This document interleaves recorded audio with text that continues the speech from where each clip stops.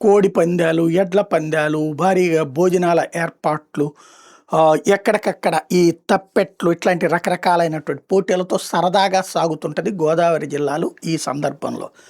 ఇప్పుడు దానికి ప్రభుత్వం కూడా యాడ్ అయింది.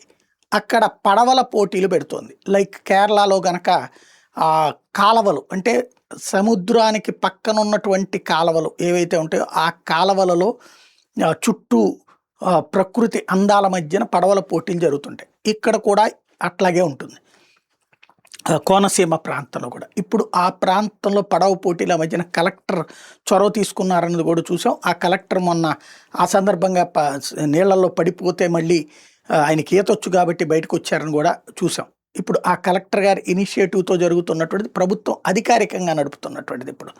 తద్వారా కోనసీమ ప్రాంతాన్ని ఒక కేరళ తరహాలో ఇప్పుడు చూడటానికి వచ్చేటటువంటి వాళ్ళందరూ కూడా సరదాగా అది చూస్తూ ఎంజాయ్ చేయడానికి తగినటువంటి విధమైనటువంటి ఏర్పాట్లను ప్రభుత్వం చేస్తుంది. తద్వారా ఒక కొత్త కాన్సెప్ట్ అంటే కళకళలు పండగలప్పుడు కళకళలాడేటటువంటి వాతావరణాన్ని సృష్టిస్తోంది.